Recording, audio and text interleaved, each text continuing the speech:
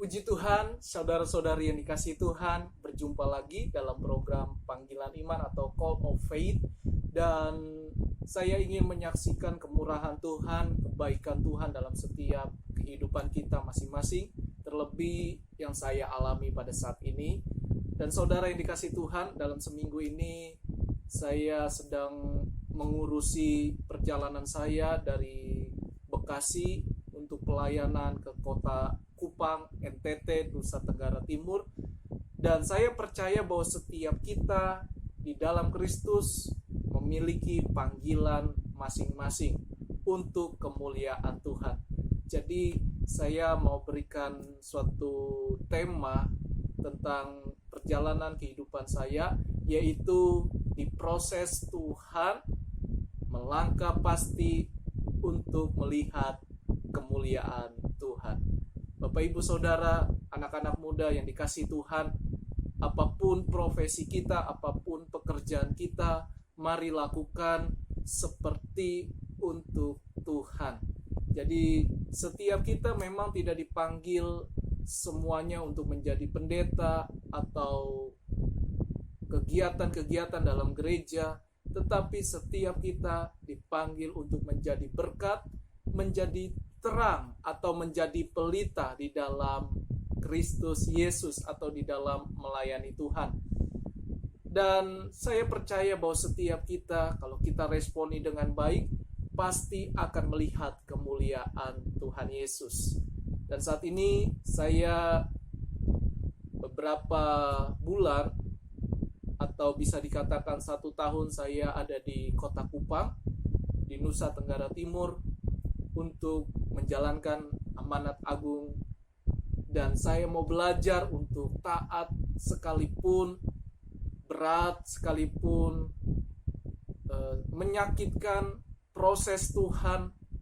Seolah-olah saya rasanya sudah naik ke atas, tetapi ketika diproses Tuhan sepertinya saya jatuh lagi atau turun lagi. Tingkatan itu sepertinya turun dan saya hanya berputar-putar di situ. Keinginan daging saya atau jiwa saya berpikir, kenapa seperti ini ya Tuhan?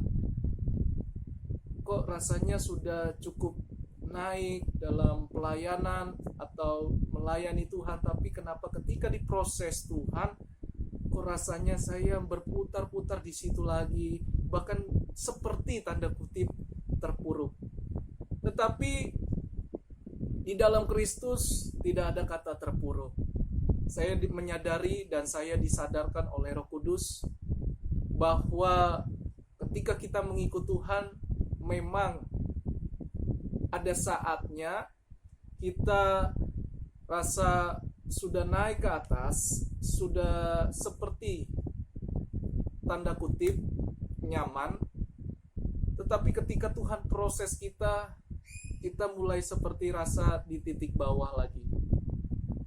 Sehingga Roh Kudus ajarkan saya bahwa kalau mengikut aku, kita harus siap diproses. Kita harus siap diproses Tuhan. Dan ada ayat firman Tuhan di dalam kitab Roma pasal 8 ayat 28. Kita tahu sekarang bahwa Allah turut bekerja dalam segala sesuatu untuk mendatangkan kebaikan bagi mereka yang mengasihi Dia, yaitu bagi mereka yang terpanggil sesuai dengan rencana Allah. Jadi saya meresponi panggilan Allah, dan sebelum saya mempersiapkan diri untuk ke NTT, tentu saya berdoa, saya nyembah Tuhan, saya tanya Tuhan.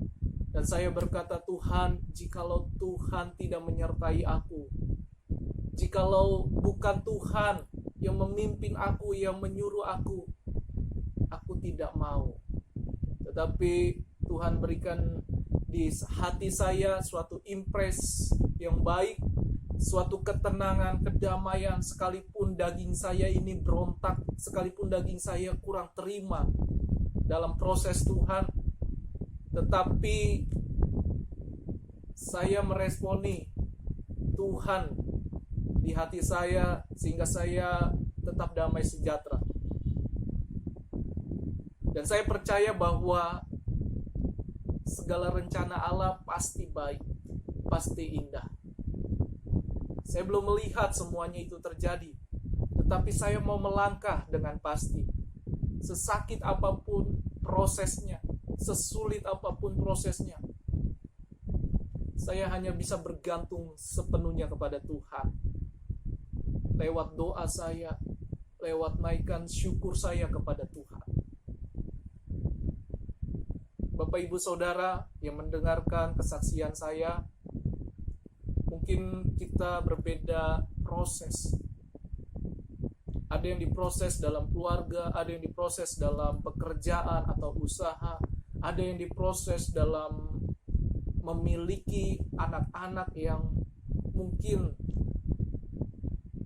menyusahkan atau lain sebagainya, atau kita diproses karena kita mengalami sakit penyakit yang tidak kunjung sembuh. Saya mau ingatkan, kalau kita tetap bergantung kepada Tuhan, kalau iman kita tetap bersandar, tetap percaya, tetap sepenuhnya kepada Tuhan, lakukanlah itu. Kerjakanlah apa yang kita bisa. Dan jangan lupa selalu mengandalkan Tuhan, supaya kita melihat kemuliaan Tuhan. Karena kemuliaan Tuhan itu tidak hanya berlaku sekedar di mimbar gereja atau mereka yang sudah terpanggil dalam melayani Tuhan.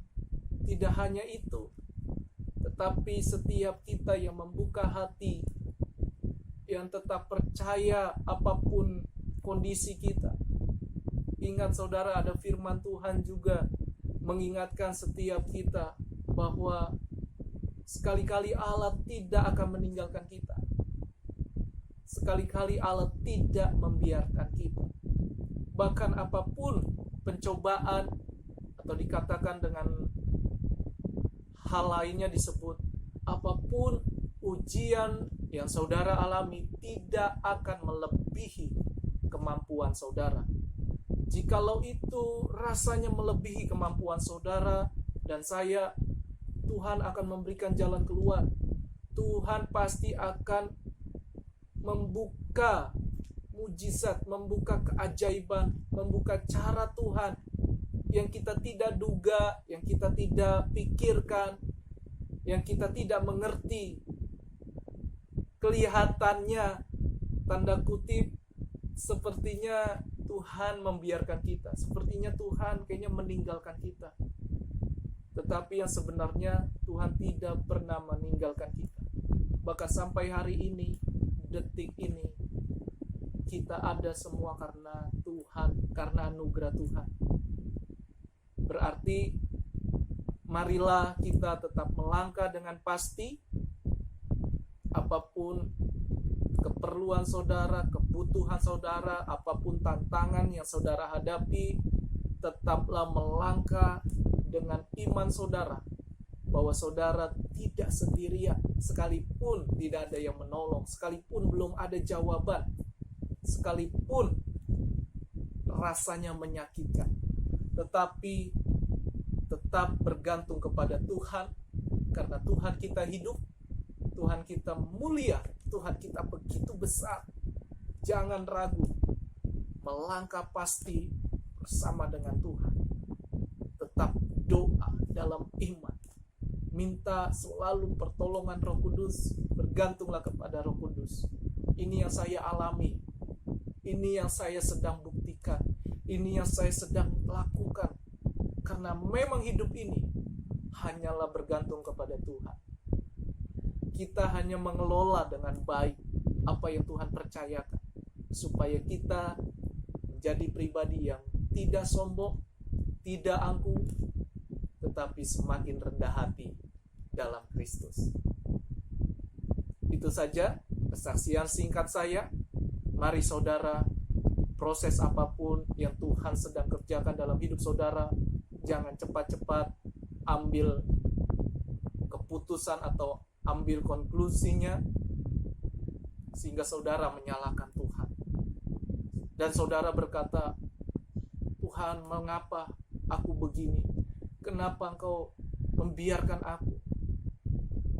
Jangan selalu menyalahkan Tuhan, tapi tetap andalkan Tuhan. Belajar untuk hati ini berkata, Tuhan, terima kasih. Sekalipun berat, tapi aku mau berterima kasih karena aku percaya di dalam Kristus selalu indah pada waktu. Kalau belum ditolong, berarti belum waktunya. Belum sampai di ujung. Tuhan punya cara, beribu-ribu cara untuk menolong setiap hidup kita. So, tetap semangat. Jangan lemah iman kita. Bergantung sepenuhnya kepada Tuhan. Karena Tuhan kita mendengar. Tuhan kita segera menolong dengan cara yang ajaib. Tuhan Yesus memberkati kita semua. Shalom. Mari melangkah pasti dalam proses Tuhan untuk melihat kemuliaan Tuhan. Tuhan Yesus memberkati. Haleluya.